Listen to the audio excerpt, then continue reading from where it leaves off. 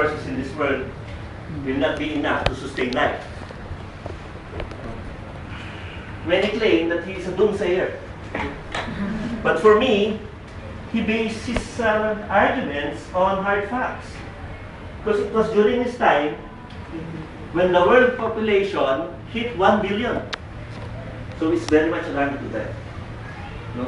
Sir, how was he sure that it was like He's a demographer. I mean, he included China. He's a demographer. Well, basically, that's the, I would say, an estimate, but somehow there's a correctness there.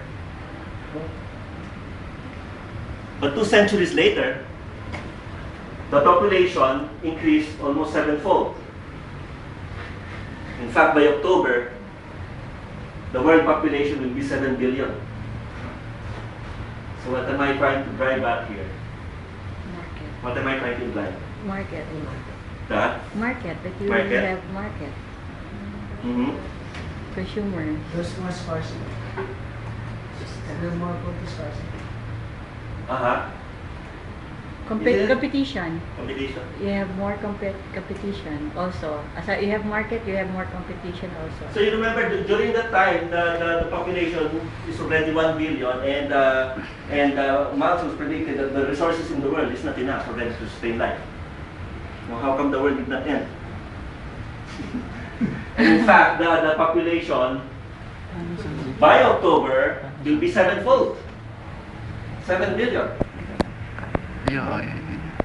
Don't we owe our existence to data innovation? Do you believe in this statement?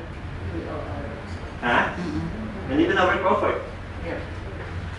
You know, during that century, there were a lot of innovations that happened, particularly in food, in production. In the 1920s, with the combination of labor and capital, food factories were able to were established, and these factories were able to undergo large-scale production for mass consumption. The horse-drawn reaping machine replaced the age-old hand or manual way of cutting wheat. And later on, when electricity was invented, the process was greatly enhanced. In preservation, canning was invented in France by Nicolas Appert. In 1861, Louis Pasteur started to pasteurize dairies. In 1869, refrigeration was invented and was made commercialized. And after a few years, and furthermore, food production was commercialized. In 1856, General Mills was founded. Del Monte, as a result of a merger, was founded in 1899. And Quaker Oats at the turn of the 20th century. So in other words, innovation actually averted the doomsday scenario painted by Thomas Malthus. Right? So what is innovation? And when does it happen?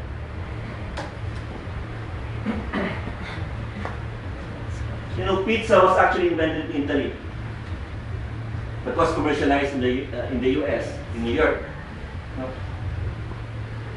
The cafes of Italy actually inspired Howard Schultz to put up the first Starbucks in Seattle, Washington, U.S.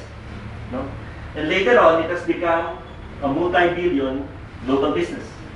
Right?